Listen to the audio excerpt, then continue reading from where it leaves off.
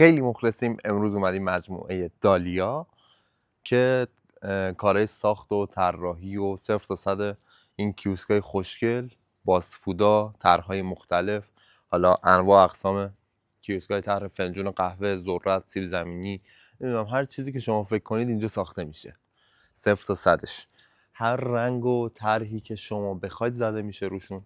مشخصات پرفروش ترین آیتم اینجا رو بخوام خدمتتون بگم تقریبا 2.80 ارتفاعشه، 1.60 قطر پایینشه، 2 متر قطر میانیشه، 2.60 هم قطر بالاشه. کانتر کشی شده، نور پردازیش انجام شده، کابل کشی شده، کرکره برقی میخوره. از نظر امنیتی خیلی اوکیه. یه چیزی هلوش 400 تا 450 کیلو وزنشه و از نظر بحث مجوز و جایگذاری این کیوسکا شما توی 2 حالت مختلف میتونید اقدام کنید. حالت اولش اینه که بخواید یه جای عمومی، حالا خیابون، پارک، هر جایی که حالا خودتون مد نظر دارید اینا رو جایگذاری کنید که این حالتش حتما الزام داره که از شهرداری شهرتون مجوز بگیرید.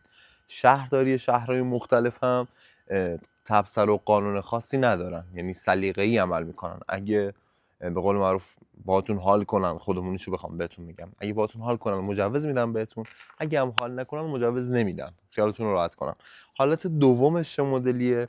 اینکه شما بخواید اینا رو توی مجتمع‌های مختلف تفریحی، گردشگری، تجاری، نمیدونم پمپ بنزینا، دانشگاه‌ها، جلوی در رستوران‌ها، جلوی در کافه‌ها، جاهای مختلف این شکلی که خصوصیه واسه خود حالا اون مجتمع و پاساژ اجاره کنید و این کیوسک رو بذارید اونجا.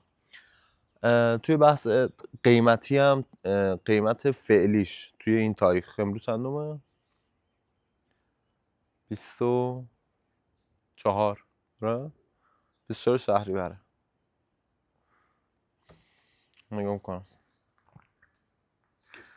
23 آره 23 شهریور 404 198 میلیون تومان قیمت کیوسک طرح فنجون قهوه است که حالا واسه بچه‌ای که توی کانال وی آی پی ان یه کد اختصاصی میگیریم، یه تخفیف خوبم برای شما میگیریم روی بحث این کیوسکا.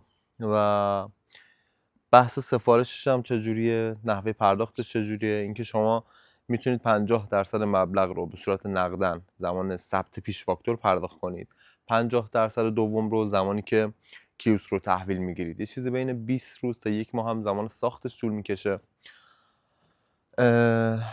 طرح و رنگش هم تقریبا 3-4 روز آخر پایان کار از شما پرسیده میشه که آقا با چه رنگی بزنیم، چه جمله‌ای نوشته بشه، شماره تماستون نوشته بشه، نمیدونم هر چیزی که شما بخواید. 3-4 روز آخر پرسیده میشه و زده میشه روی اینا و برای شما ارسال میشه.